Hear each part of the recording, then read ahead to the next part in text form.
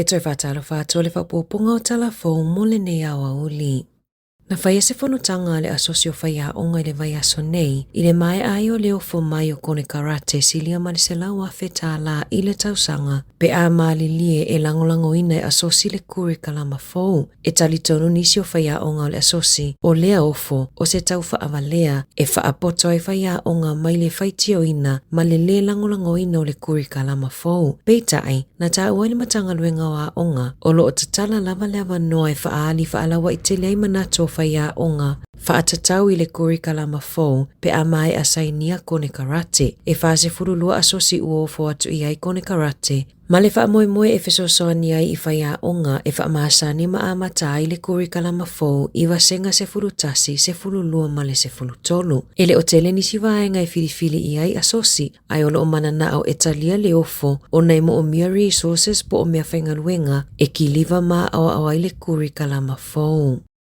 Ua fuafua le tamai tai whasalalau a Jenny May Clarkson e whaamawai mai le porkalame a le breakfast a le TVNZ i le whai ungo le masina nei. E lata i le lua se fulutau sanga o ngalue Jenny mo le TV New Zealand. O ia o se tene tuai a le auneti polo a New Zealand le Silver Ferns na amata whainganuenga i le TVNZ o se tamai tai whaasalalau i ta alongo le neti polo lata i le lua se fulutau sanga wa tuanai na avea malesi tangata whaasalalau mo le porkalame o le breakfast i le lua whelua se fulu, ma o le aso lua se fulutasi o NOV malona aso muli i lunga o le porkalame, e le i filifilia po o ai o le aso i tūlanga ia Jenny e to o lua ma Chris Chang i le porkalame. O lo tau sa ilia pele tina ia Annie Hart, ono tasi tau sanga le matua mai Upper Hart, na muli wa aia o Savali i Gillespie's Road, anga ia tui Aotearoa Road, o lo ia la e ina se pulo mawhanawhana lanu moana, jacket lanu moana, male ofu vai umi, o lo talo sanga ina leo le mamalo le atunuu, ina ia whaafeso ta ia tu le tasi, pe a sila fia, pe na wa ai foi i le atina. E amata ato ia Februari o le tausanga fōu, o na amata tusi mai e fō mai talavai mo fuala auta i se fululua masina, mo ila ato e maua i ngase tū mau. E mo o mia lava leo i fale talavai e piki fuala au, ai ole a leto e mo o mia lo walu ewa ai se fō mai, mo se pepa talavai. Whaalia le minista o le soi fō malolo ina Simeon Brown. O lea whainga o le ama whaio na whaasao mai ai le se lau ma le 5 tala i le tausanga a le tangata i to atasi mai i asia singa i fō mai. O le atele ai fo i awanoa mo appointments i GPs, ona o le to atele e whai awanoa e wa ai le fō mai, ona o ala tau talavai.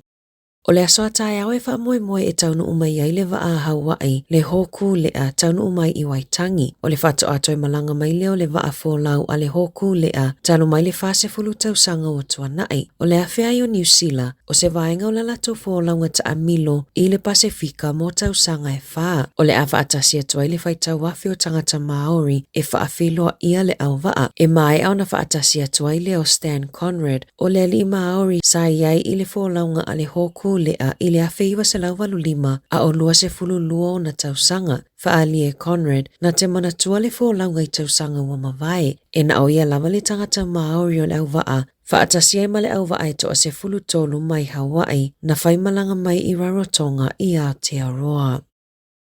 E silia ma le awhi e-maili a tangata no whamaututongi ua liki i tua e le kainga ora ina ua se sele la foino e-maili i se isi kulupu. Whailoe Taina Jones le whaatono le kainga ora i au kilani sisifo masasae o lo lato i loa le sasi ale au nanga i le asonga fua. I e-maili na se i se kulupuna lafo iai ai le i whaasoa iai ni whaamaumaunga patino. Ua lato longoina le ofiso le komisina mo whaamaumaunga patino e lato te whaafeso o ta ia tangata e ana e-maili na liki i tua. E to atele tangata na mawaina e-maili o lo o kopia isi tangata no whamaututongi i whale ale kainga ora. Ma o lo mawhaiona whaitau i le tele o e-maili ta itasi i tala noanga a tangata ma le kainga ora. O isi tala noanga e winga i mawhatianga mawhawhitau li patino i ainga ta itasi ma o le popo lenga o na ua whaitau whaalawa i tele tangata i whaamaumaunga a isi a ainga. O lo whautuaina tangata i awana i tali ia e-maili ina ia tau fia i tala noanga ma whaititi ai le mata upu.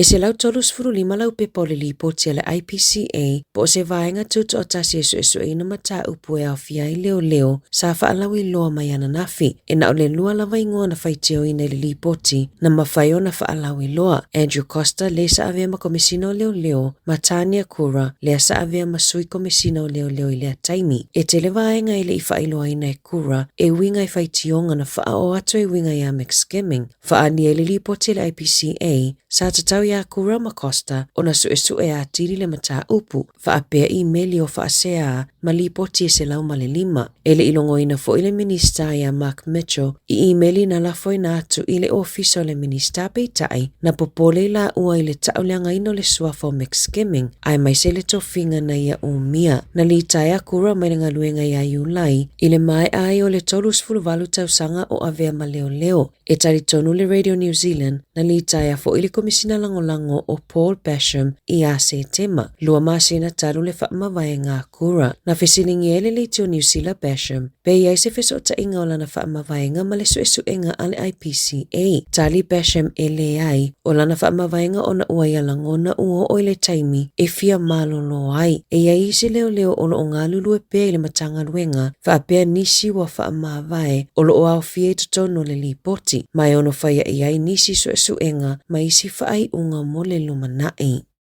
Ua wala au le pisa a le malo, e te tawana whaisa la taunga i oinga e tau fia i fuafuanga a le fence, e toi ave e sea i singa luenga i se lau fitu sifulu. Sa whaasara lau e le fence ana fuafuanga mo le toi whaatulanganga o ananga luenga i le awa uliana nafi, aina lato ta uanunga le Radio New Zealand, o le a le whaasara lau wina whaalawa i tele. Whaai loe le pisa a, o le fuafuanga ina ia mawhai a iona whaasawa mai le fitu sifulu miliona Tala i le tausanga. Ua whaamawai Mike King mai le tofinga pulesili a le charity o le I Am Hope o Mike King na matamatalaina le I Am Hope Foundation lea e taula mua i le Campo Friday o le whaamawai a yo King e whaamoemoe ia maua se swinga fou ma se leo fou e taitaina le whaala potopotonga na whaanganga i le malo le 25 miliona Tala mo le Campo Friday mo tausanga e wha e o fofua tuai ma le fesosoani i tupulanga talavou mo le soifua malolo ina o le mawhauwhau. Ua momoli whaamaisenga a tangata le pitonu o Mastone i wo maainga o Emma Heathcote se fuluvalu tausanga mai le kolisi o Solway College le ana maliu i le amatanga o le vai aso nei i se whaalave nao fiai se masini palau i tararua. Whaalia le pulea o ngā Solway o Emma o se teinei titi tausa afia na amata i le kolisi mai lava i le vasenga iwa e i le au kirikiti ma le au hoki a le a onga ma o le amisia i le toa tele. Whaailoa i leo o lo o whaiasu enga le work safe i lea whaalave o le aso toona i nei e whaiai se sauninga whaapitoa i lea onga mo Emma bei o na saunoa le pulea onga. E toa tele tangata na whaamanua lia Henderson i Aukilani ina ua whaau o lima i aise tau lea lea na savali lea wala e se furumo lianga o lo umo lia i lea tau lea bei ona pueina i leo i le po lea solua. Na whailoe leo i ala tau li poti e whaapea na savali lea tau lea ma whaau o lima i so se tangata na lafe tau i lea wala i Railside Avenue e toitula i luma le whaamasinonga i a te sema e tu sa ai ma li poti. Ua pito i lungo le lisi o le whaatulanganga o pese i le United States, pese e whai e le AI po o le pota whaafolinga o masini te konolosi, o le pese walk by breaking rust, e whai mai le AI. Ua pito i lunga i pese country songs i Amerika mo le taimi mua. O le breaking rust AI lana upenga fisota inga, mai leini ata po o se ingo se tangata pese o iai. O ata pese fo i o lo whaonga aina e whai mai le AI. Ele ilewa neo na whaalawi loa e se tamaita i tolus furutau sanga mai Mississippi i a Telisha Jones, lona whaonga aina o le AI e whai mai ai pese a Zenia Monei. I taalonga, ua tūlanga mua le au soka le Hat Intermediate i au pito i lunga i se fulu mai ani usila a toa i le masina ua tuanai e whaamaunia ilo la toa wanoa e sawa tuai i taalonga o le Pro Bowl Games lua wheluono i California. Lato te mawai se whaamanuianga o le malanga i tutongi pau ai tau wā maisi a onga i se fulu fitu mai so o se atunuu. Ele i mautu mai aso tono o taalonga mai whaia i San Francisco. Inina i asa o lumana i aile talinga malo o le stete i le Super awa Paul. Na malolo le awa le hat intermediate ila lato ta alonga mua pe ta aina toi wha malosi mamanu malo ai ile au mai au kilani a te atatu intermediate ile final lua se fulu valu ile le ai.